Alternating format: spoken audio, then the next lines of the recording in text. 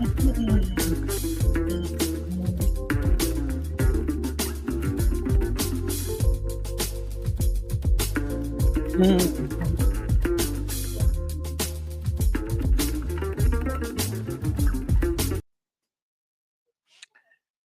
alaikum warahmatullahi wabarakatuh, everybody. I'm Preacher Moss, host of the SOS, the Shout Out Show. Hope everybody had a great week, meaning from last Wednesday to this Wednesday.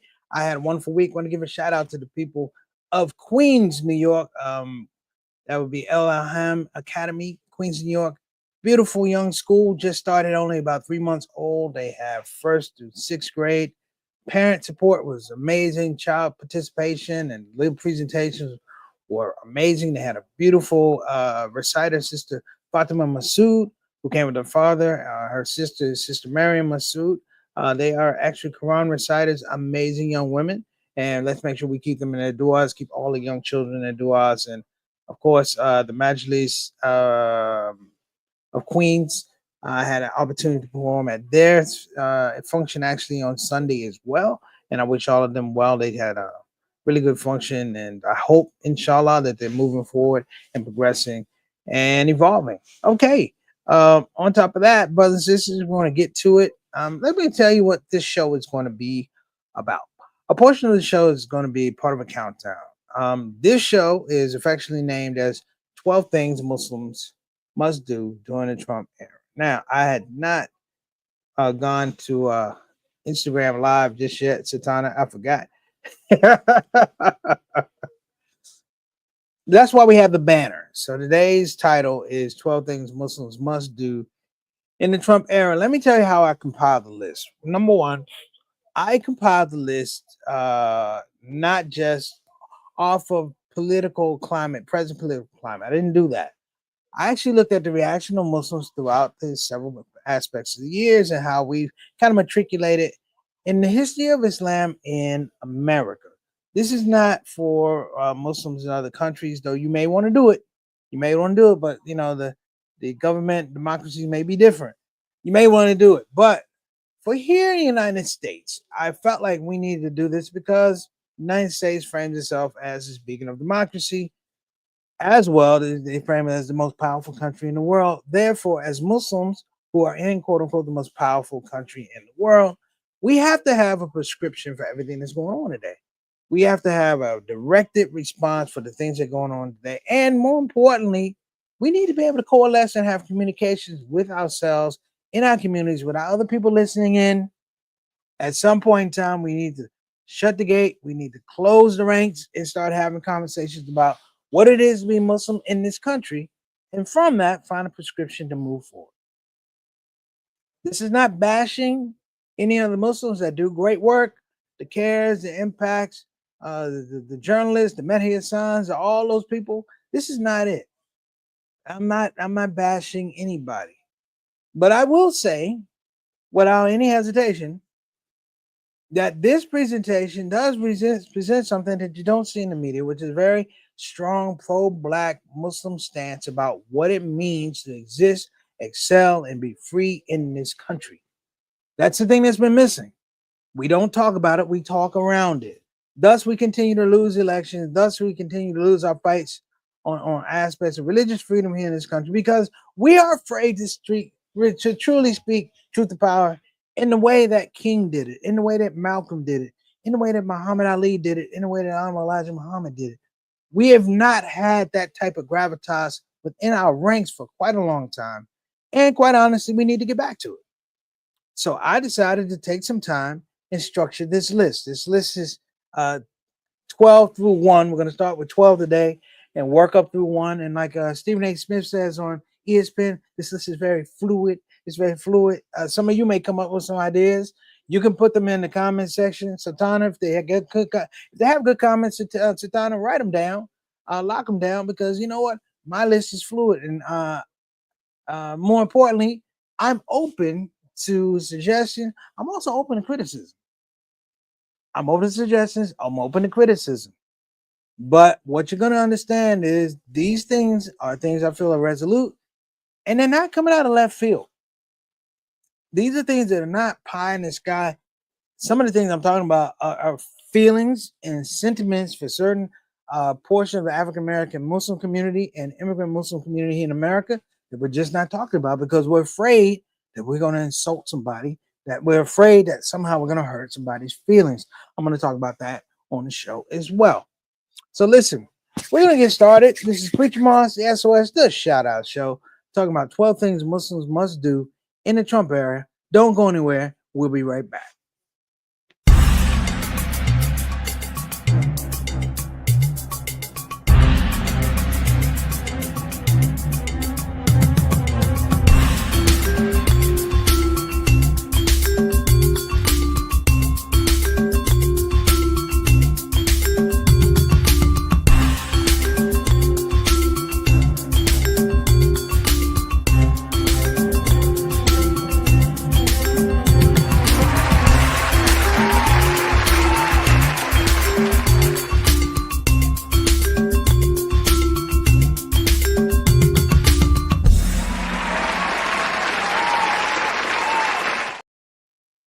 All right, we're back. Before I go any further, I want to give a shout out to our brothers and sisters in the comment section. I shout out ShOUT Soldiers. I shout out ShOUT Soldiers on Instagram, IG. I'm going to get to you in just a minute. I'm going to give a shout out to Sister Ree. Assalamu alaikum rahmatullahi wa barakatuh. Hello, family. She says, Ree, we love you. Hope you're doing well, feeling well. Peace and blessings to Derek and Juwan. Thank you so much for joining us on the show. Next up, we got Mr. 6 o'clock, straight up, straight down, my main man, Altaf Rashid, our Canadian envoy to the show. Hey, you better watch your boy Trudeau. He's looking a little shaky there, Altaf. Watch Trudeau. He's a little shaky around Trump. I'm just saying. But again, wa alaikum assalam rahmatullahi wa barakatuh. Thank you for tuning in. Big brother Bilal Salahuddin. Wa alaikum assalam rahmatullahi wa barakatuh. All right, and his queen is with him, Sister Sonia Dalton Salahuddin. Thank you so much for joining us, big brother and big sister. Next up, my little brother Johnny L. Thomas, JT, better known as my little brother JT. Listen, special du'as that JT had some surgery. I'm not gonna say what type of surgery. He had some surgery. Just make du'a that Allah give him shifa and that he heals correctly. He's 100%, so he can hang out with his big brother. All right, and we got all the way from Seattle. Wa alaikum assalam rahmatullahi wa barakatuh. Sister Janice Tough. We should call you Janice Tough, but I'm gonna call you Sister Janice Tough because that's your name. Beautiful sister out from the Pacific Northwest. Always enjoy when she joins the show. Thank you so much for spending time with us. Oh, and this person, yeah. Sister Satana Whitfield. Sister Satana Whitfield, beautiful executive producer for the Shout Out Show. I tell people the show is, function, but without her, it really flourishes. Thank you so much. We appreciate you, Sister Satana. Thank you so much. And Brother Ziad. Wa alaikum assalam rahmatullahi wa barakatuh. Beloved, good to see you on the show. Thank you so much for joining us. Okay. This is a list. I say it's fluid, but this is a list. And if you feel as though you have something that you could put on this list, go to the comment section, either on IG or to the comment section on YouTube, Facebook, whatever it is. You know where you are. I don't. 12 things Muslims must do in the Trump era. Here you go. Give me number 12, Sister Donna. Sister Donna, give me number 12. She can't find number 12. Ah! You're a little slow there, Sister Donna. You okay? Number 12. 12 brothers and sisters. Is this 12 or is this 12? It don't matter. Okay. Learn to embrace the chaos, Muslims. Learn to embrace the chaos, Muslims. Let me tell you what I mean. And this is a big difference between African American Muslims and my immigrant brothers and sisters, Muslims who come over. Okay. And this doesn't mean a whole lot unless you have a really open mind.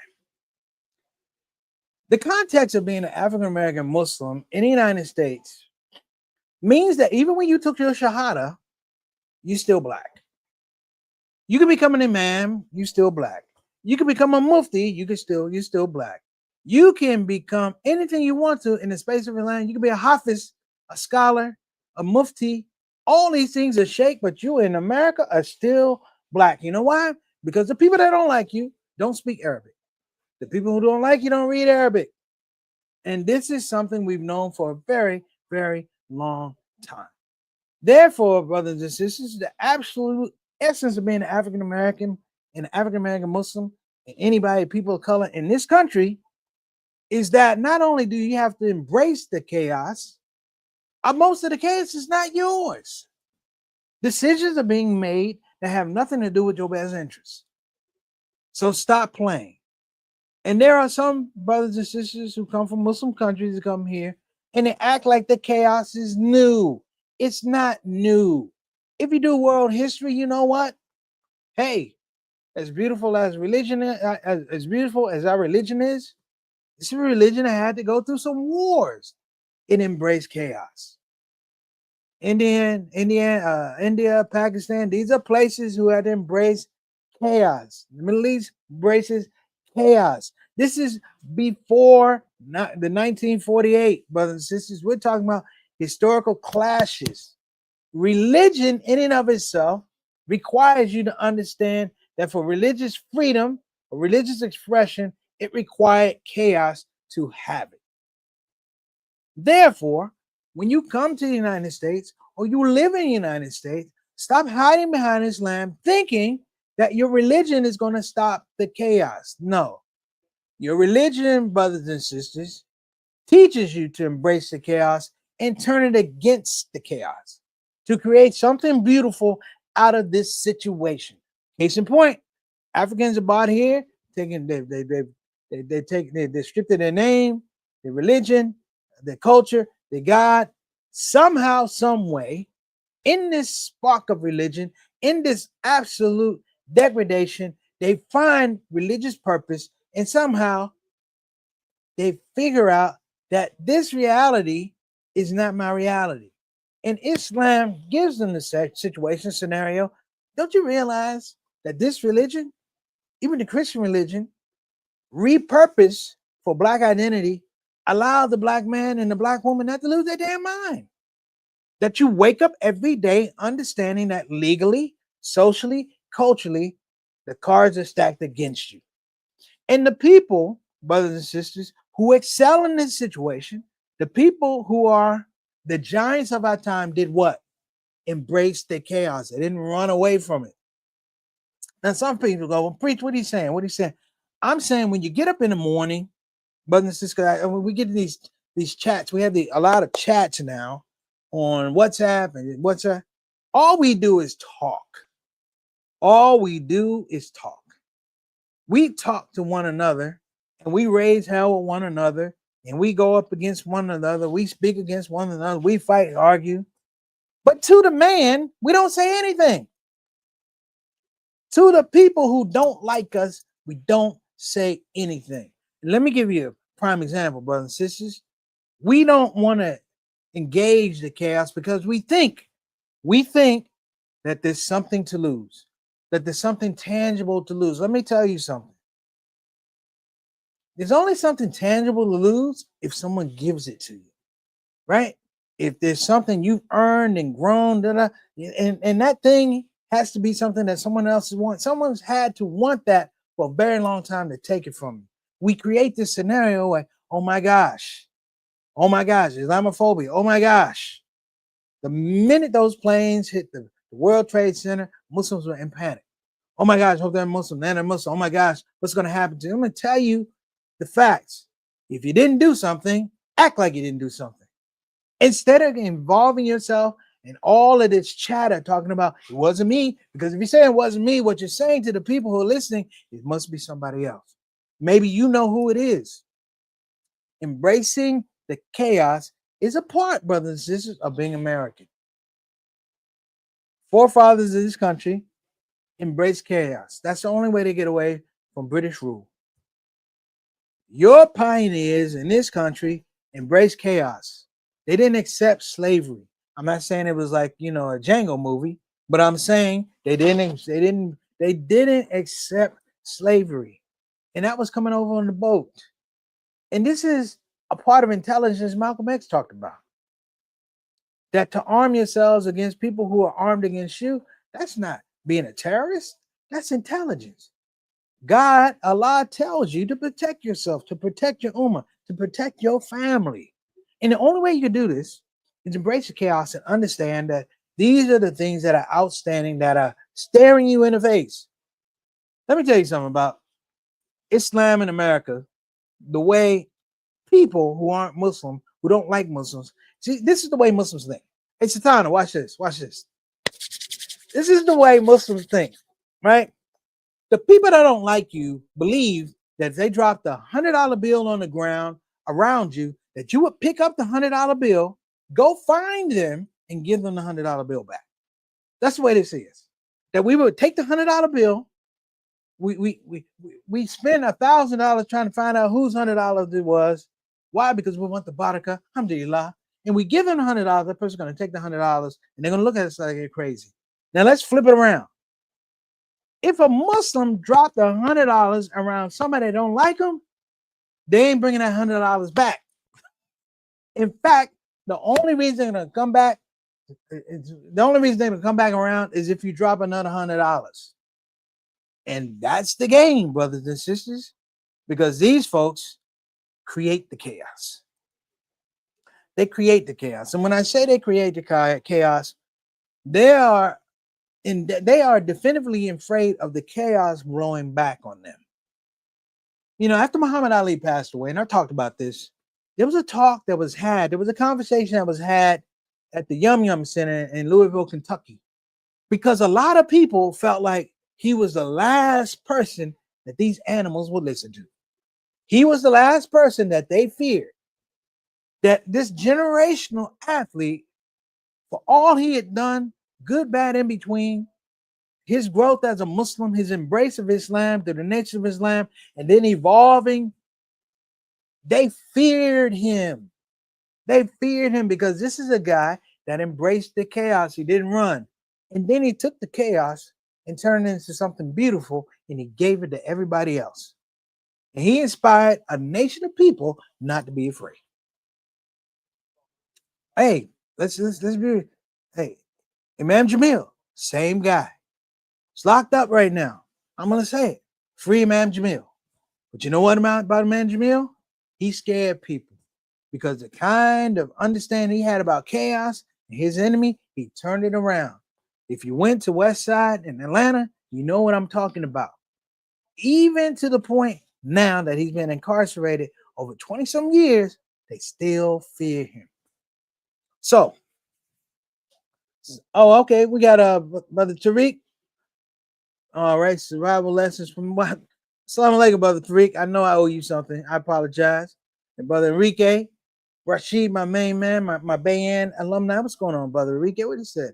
What did Enrique say? I see now why you were called preacher. Thank you. I appreciate it. All right. Let me jump to the Instagram. We might have one or two. Oh, we have more than one or two here. We got Bilal, we got Abida Al Swad. How you doing? H Habib joined. Thank you. Ruth Nasrullah, how you doing? My Houston Queen, how you doing, sister? T.I. Mystical joined. Muslim Art joined. What's going on, sister? Good to see you. Hope you're doing well. Samir, my main man out of KC. He's great. He's a really good writer, man. I'm looking for your script too. Tariq Mustang, how you doing? Abida Al Swad. Wa alaikum assalam. Wa alaikum assalam. Muslim Art. Parker Amina, how you doing? Oh, okay. Abida says having trouble staying connected. I'm sorry. Said it twice. I guess it's in stereo. Father the Dust joined. What's going on, beloved? Nasrullah Wala and Nis Morano Photography. Okay. Haruni Tunes, my main man from the Bay. What's going on, beloved? And let me see. Wa alaikum assalam to you too. Big Ak, Kareem. Assalamu alaikum. Nafitullah. I'm killing names. I'm sorry. Chicago Kid. What's up, baby? How you doing? Hey, man, I texted you back about the Corey thing. You didn't get back to me, but I hope you're doing all right. All right. Samir says, Preacher Moss, embrace the chaos. Get it how you live, regardless of the situation. Yes. Mo, Assam, Nesra.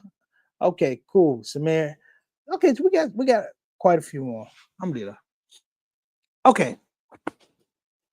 So let's take this. Can you put that up? Dwayne Abdul, wa alaikum assalam. Don't know how I got to your page, but glad I did. All right, brother. Hey man, we appreciate you. Thank you so much for hanging with us. Enrique, we are in Miami for a time to be grateful.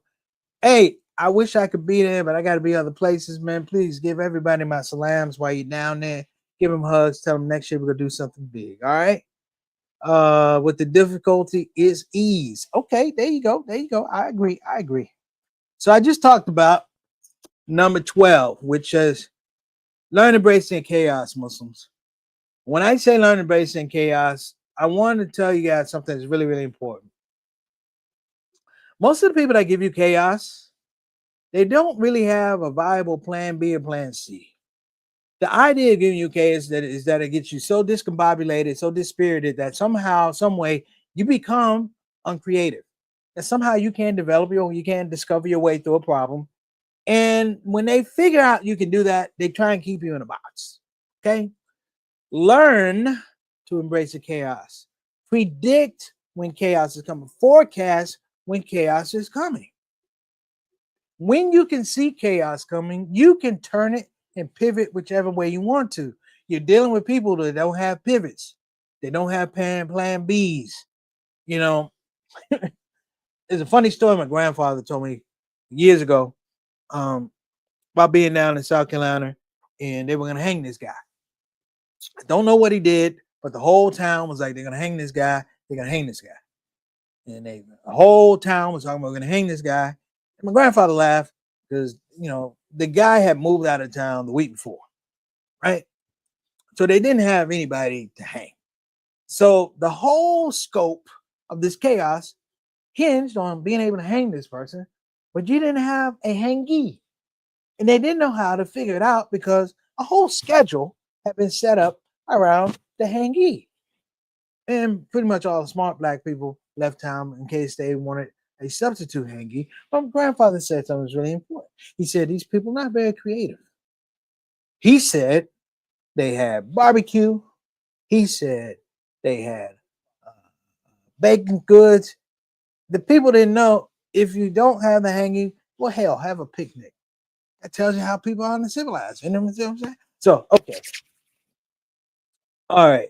Man gets nothing but what he strives for. All right, Ricky. I appreciate you. All right. So we got that one done. So now we're going to do number 11. We have another time. We don't have a lot of time. Give me number 11, Sister Satana. Could we put that on the big one? All right. We're going to put it on the big one. You got it on the scroll. Do you need help? All right. There you go. Stop acting like the people who don't like you suddenly will. Stop acting like the people who don't like you suddenly will. I know we say things like, God knows your heart and maybe hearts will turn. They may turn, but doggone it, I don't have time to wait. I don't know about you. There are people who don't like people like me. There are people who don't like people like you. There are people who don't like folks who have independent ideas. There are people who don't like folks that vote independently. There are people who don't like religious preference, sexual preference. There are people that don't like that if you're poor, they can't make you poor. There are people who don't like rich people. My point in all of this is to say something very, very clearly. Islam does not put you in the business of trying to change people's opinions. It doesn't. African Americans in America, Native Americans in America learn one thing when you're growing up, that the perceived hatred for you before you ever showed up indicates generationally that people don't want to change. What happens when people don't want to change? I've been criticized. I said this before in 2020 when I talked about Ahmaud Arbery when he was run down in Georgia. He was run down. He was gunned down in Georgia by these three white men. What did I say? I said, from a very constructive point of view, that maybe it's time for us to separate from this type of behavior. Maybe the intelligence is that we move ourselves out of the line of fire. You know, the problem with being a minority in the United States, and I'm gonna say this, and I'm gonna frame it as well as I can, if you will. The problem with being a minority in the United States is that you're not part of that particular power structure that benefits those in that power structure. Case in point, the people who killed Ahmaud Arbery tried to use the same pretense for the man that killed Trayvon Martin. The people who killed Ahmaud Arbery tried to use the same pretense for the man that killed Trayvon Martin. Stay with me here. You see, because the African American and Native American, there's a passivity clause. Okay, there's a passivity clause.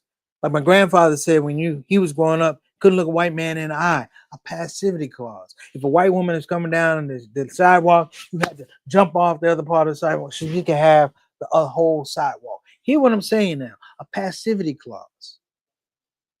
I was listening to a podcast and the term was used, and I think everyone here should learn this term. That when you are a minority here in the United States, when you are confronted with chaos, when you are confronted with a viable threat, you, brothers, sisters, Black, Latino, Indian, Pakistani, Arab in America, you have what's called a duty to retreat. As danger comes to you, you are not first reaction to react to the danger, a threat with a threat, a fist with a fist. You have a duty to retreat. And that duty to retreat means that you're supposed to find every other viable solution other than striking back. Generation upon generation upon generation upon generation in America has learned this duty to retreat. The problem with the African American is that we have genealogy that says we can't retreat. See, the idea of retreating back for people like my grandfather, my great-grandfather, you can only retreat back to a point where there's nowhere else to retreat. Therefore, you must fight. And that was always the fear of white supremacy, that this Black man who can't think, who can't read, who can't write, somehow has the intelligence to protect himself. That the lizard brain will kick in, but it's not the lizard brain. It's an intellectual capacity that's grown and grown and grown through years of all kind of chaos, years of all kind of oppression, whereby it wasn't for me to strike forward, it's for me to strike consistently. And moving from this framework, thank you, Nat Turner. Moving from this framework, thank you, Demar Vesey. Moving from this framework, thank you, John Brown. Moving from this framework, Harriet Tubman. Moving from this framework, Sojourner Truth. We moved out of this space, if you will, of duty to retreat and thought differently. So this whole act of stop acting like people who don't like you with something will like you is a departure from duty to retreat. That when things are said about you, you don't run back to your house and have a conversation about that. Conversation needs to be had with the person that said something about you. Remember I told you about that $100? Spend it, because that becomes a thing. Because you know, on the other side of it, when you don't do that, you know what they came up with? Stand your ground. We have a duty to retreat. They have stand your ground. What was Trayvon Martin killed for? What was George Zimmerman's defense? Stand your ground. You know, there's a woman, I think she was out in Florida, had a very abusive husband, shot a gun off, didn't shoot him, but she claimed stand your ground. They said she attempted murder. She's locked up right now. Duty to retreat. So I want everybody to understand these things. And as we move forward, we're going to talk more about these things. I'm sorry I talked over my time. I hope you guys I hope these things landed with you. If I insulted somebody, I apologize, but kind of not. This is what we do. It's how I feel. I thank everybody for joining us. We'll be back next week. Well, we might be on for Christmas. We might not. For all you Muslims that celebrate Christmas. Muslims don't celebrate Christmas. We celebrate Christmas sales. All right, so I'm going to get out of here. You guys have been great. Talk to you soon. Assalamu alaikum wa rahmatullahi wa barakatuh. Peace out.